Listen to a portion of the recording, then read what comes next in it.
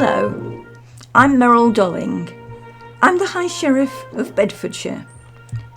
I'm only the 9th Lady High Sheriff in Bedfordshire in over 1,000 years, and the first Lady High Sheriff from Luton. The office of High Sheriff is over 1,000 years old, and it's by royal appointment, which means that the Queen has chosen me to be her representative in Bedfordshire for the year, for all matters relating to law and order and the judiciary. This is the badge of the High Sheriff. It displays 2 crossed swords. The blunt sword represents mercy, and the pointed one is for justice.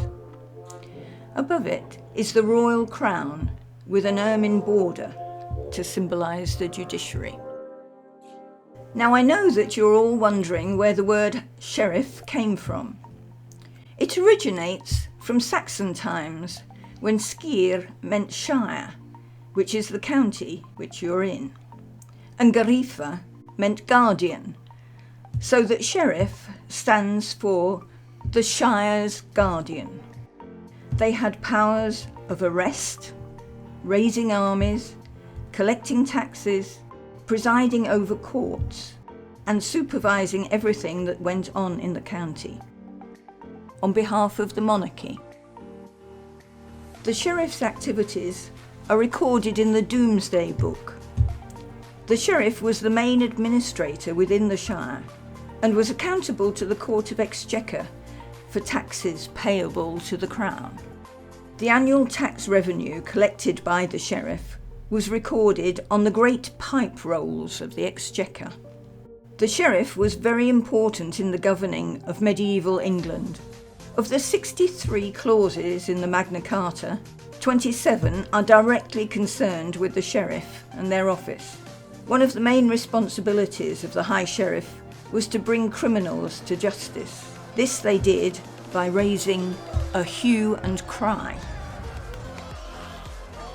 This picture is taken from the earliest illustration of a sheriff before the Court of Exchequer in about 1440. The sheriff is on the right at the bar of the court.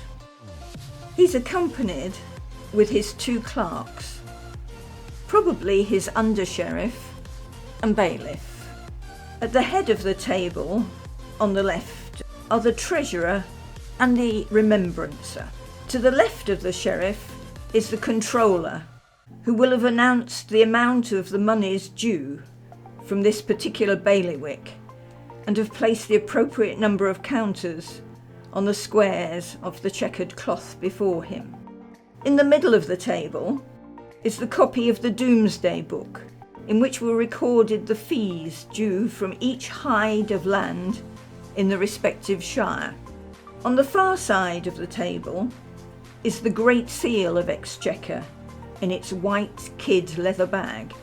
Along the top of the picture there are various clerks who are engaged in preparing the Great Roll, or the record of the account. The clerk in the middle on the left is writing, and on his left is a clerk examining a quill pen he's just cut. On the far right, sitting on the top of the bar, is the tipstaff with a distinctive hat and his wand of office. One of the financial burdens on sheriffs was the duty to provide food for royal feasts. At one banquet, 30,000 dishes of meat were served. On the 12th of November each year, 3 people are nominated for the office of High Sheriff from each county. Their names are read out by the Queen's Remembrancer in Court 4 in the Royal Courts of Justice, before the Lord Chief Justice, a member of the Privy Council, and judges of the High Court. This shows the clerk to the Privy Council, holding the roll which shows 3 names for Bedfordshire, under the Queen's signature. This is done for every county in the country. Here we see the clerk to the Privy Council holding the bodkin which the Queen uses to prick the names of the next High Sheriff. The romantic tradition is that Queen Elizabeth I was doing her needlework in the garden when the list was brought to her by her courtiers.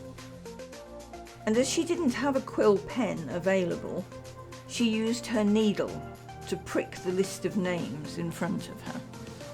Throughout history, the sheriff has retained their interest, if not their responsibility, for crime prevention.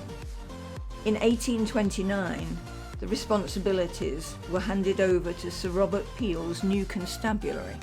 For centuries, the taxes that the sheriffs collected were recorded by notches on hazelwood sticks called tallies. They were stored in the basement of the Houses of Parliament. But by 1834, there were so many that MPs ordered that they should be burned in a stove used for heating the House of Lords.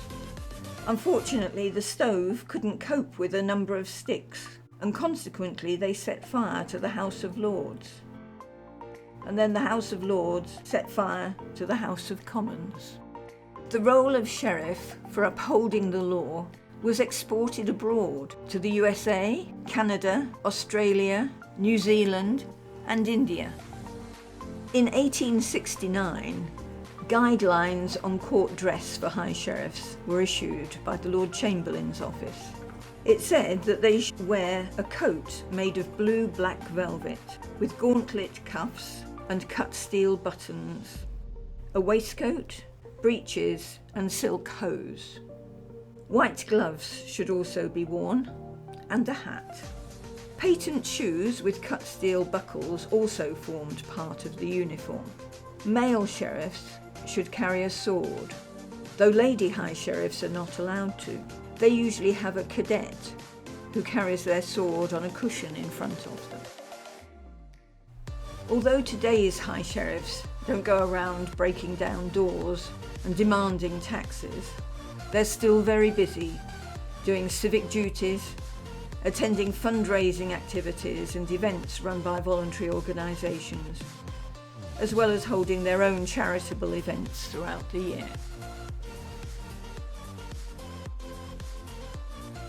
So now you know, I will have an exciting and busy year ahead as High Sheriff of Bedfordshire.